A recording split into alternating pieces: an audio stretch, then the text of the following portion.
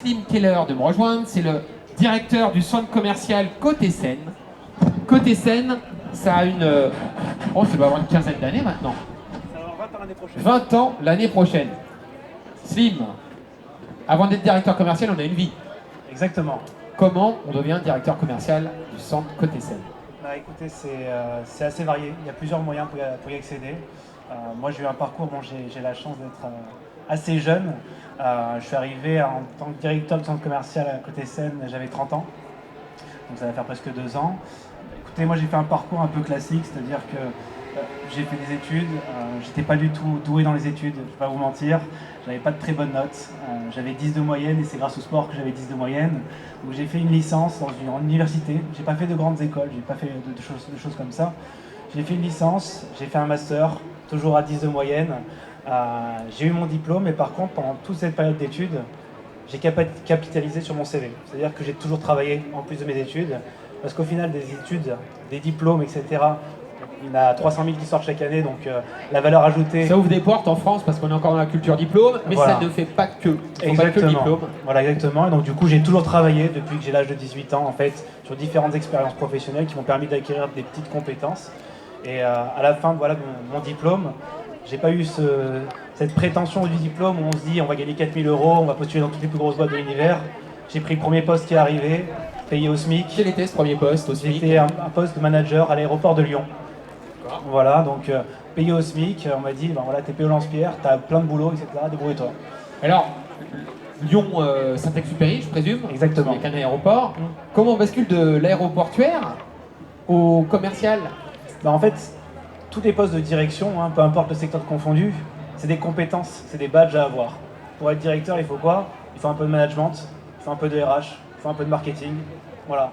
Donc le but, c'est d'acquérir des badges que vous pouvez avoir dans différentes expériences professionnelles. Donc là, ce que vous êtes en train de dire, c'est pas que les études qui font monter en compétences, c'est également les petits jobs étudiants qu'on peut avoir, ne serait-ce que même au McDo, parce que souvent c'est l'expérience qui revient le plus souvent, pour acquérir de la comptabilité, du commercial, du marketing, Exactement. du management à terme. Exactement.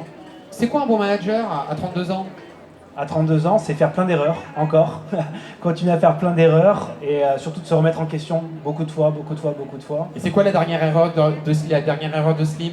La dernière erreur que j'ai faite, justement, c'est que j'ai eu une problématique avec un membre de mon équipe. Et plutôt que d'aller le voir directement tout de suite, avec le boulot, je me suis laissé dépasser par le boulot et j'ai pu aller le voir que 4 jours après. Au final, on a pu faire le nécessaire pour que justement ça puisse se détendre. Mais j'aurais mieux fait d'y aller directement tout de suite, comme ça au moins ça aurait été plus simple. D'accord. On voit que vous êtes sur un centre commercial physique, en dur, avec une galerie marchande, avec de nombreux magasins. Aujourd'hui, il y a le e-commerce. Et là, on a entendu ce matin à la radio que Amazon, pour les fêtes de Noël, allait embaucher des dizaines de milliers de CDD. Exactement. Comment vous, Slim Keller, vous négociez le virage du e-commerce? Je pense que le e-commerce c'est très bien. Au contraire, ça va continuer à se développer, mais ça ne fait absolument pas peur au commerce physique parce que les deux sont complémentaires au final. Je parle à titre personnel, comme je le disais, je suis pas très vieux, pourtant je n'achète pas trop sur les réseaux sociaux ou sur internet, parce que quand j'achète des vêtements, je préfère les toucher, je préfère les voir, et que tout simplement j'ai la flemme aussi de me dire que je reçois quelque chose, c'est pas la bonne taille, de le renvoyer, ça va me faire perdre du temps, j'ai pas envie. Donc je préfère aussi le commerce physique. Donc les deux sont complémentaires. En effet, Amazon, des choses comme ça, on peut avoir une progression monumentale grâce à cause du Covid, à cause des passes sanitaires, à cause de ce genre d'événements. Mais les deux sont encore complémentaires et j'ai aucun doute sur l'avenir du commerce physique. Alors je sais que vous avez un stand. J'ai entendu mon collègue Farid tout à l'heure promouvoir des opportunités d'emploi au sein du centre commercial. On a beaucoup de jeunes gens qui font des bacs pro commerce, des BTS management unité commerciale, management commerce opérationnel, etc. Quelles sont les opportunités au sein de Côté Seine en ce moment? Centre commercial, en fait, on recrute toute l'année sur différents types de postes, des jobs étudiants, des alternances, des stages, des jobs à temps complet aussi. Donc l'objectif c'est quoi? C'est de venir postuler tout simplement.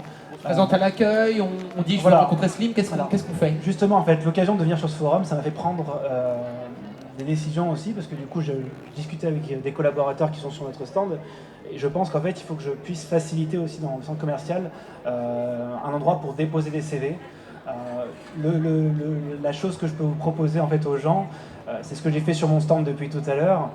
C'est très bien de postuler, c'est très bien d'avoir un CV, il faut faire un effort pour le travailler son CV. Si on postule avec un CV, entre guillemets, juste des lignes, c'est pas intéressant. Le CV, au final, c'est quoi? C'est juste un passeport pour accéder à l'entretien. Le CV reprend absolument rien. Et par contre, voilà, le but c'est d'arriver à l'entretien et ensuite de convaincre la personne. Les CV, il faut les postuler en effet, mais il faut les chier d'un minimum. Alors, je rappelle que sur la ville d'Argenteuil, il y a quand même une centaine de salariés qui œuvrent sur le champ de l'emploi. Il y a Mission Emploi, il y a Mission Locale, il y a le service emploi de l'INDA, il y a le PLI, il y a le Pôle Emploi. Donc, n'hésitez pas à pousser les portes de ces structures. Et peut-être une idée là qui me vient comme ça. Vous êtes dit, ça serait bien d'aller à la rencontre des candidats au-delà du CV. Pourquoi ne pas laisser peut-être un local vacant pour des permanences pour les structures de la ville qui puissent recevoir régulièrement des publics et les aider à construire leur CV?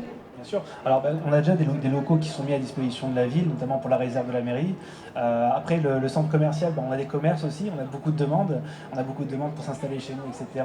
Le but d'un centre commercial, c'est certes de faire du commerce, mais par contre, on laisse toute l'année des espaces disponibles pour les associations, à titre gracieux, justement, pour faire leur promotion, etc. On travaille avec beaucoup d'associations argenteuises. De toute façon, on travaille qu'avec du local ici, sur le centre commercial Côte Seine. Donc, beaucoup d'associations viennent faire des récoltes alimentaires. Là, je vois qu'on travaille aussi bientôt le 2 octobre, c'est Octobre Rose aussi pour le cancer. On travaille avec la ville d'Argenteuil qui aura un stand le 2 octobre. Je vous invite à venir le samedi justement, où il y aura une sensibilisation toute la journée. Donc non, on continue très bien à travailler avec la ville à ce niveau-là. Et pour tout ce qui est CV exactement, voilà. Le process actuel, c'est vraiment, vous avez un CV, vous le déposez à l'accueil. Nous, tous les soirs en fait, on récupère tous les CV et on fait le dispatch aux différentes directions des boutiques. Maintenant, on va travailler peut-être sur un nouveau protocole qu'on va réfléchir peut-être avec différents interlocuteurs pour faciliter encore l'emploi et peut-être même donner des conseils directement pendant le moment où ils vont poster leur CV. Alors, restons sur les conseils. Oui. Vous avez eu la chance de faire une école de commerce. Non, université. Une universitaire, voilà. L'école républicaine. J'ai pas fait d'école de commerce. Qu'est-ce que vous pourriez prodiguer comme conseil à ces jeunes qui auraient envie soit d'entreprendre, soit comme vous d'être dans ce qu'on appelle le top management? Bah, écoutez, après je pense qu'il faut se fixer des objectifs. Des objectifs, moi c'est ce que j'ai fait. En fait, j'ai fonctionné par palier toute ma vie.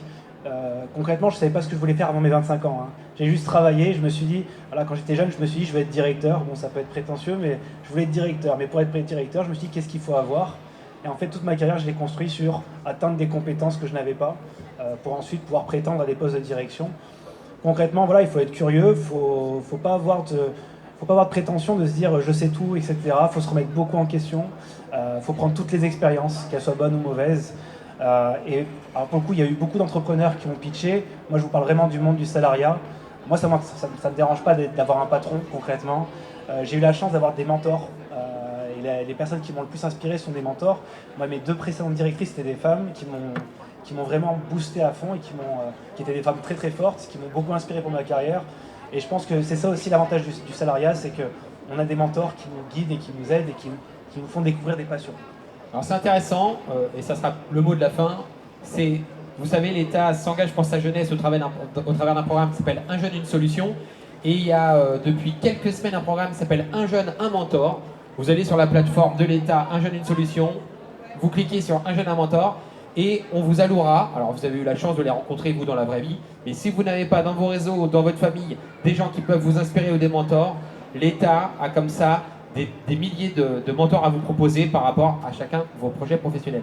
Merci beaucoup, Slim. Merci, c'est gentil. À très bientôt dans la galerie marchande. Yes, avec plaisir.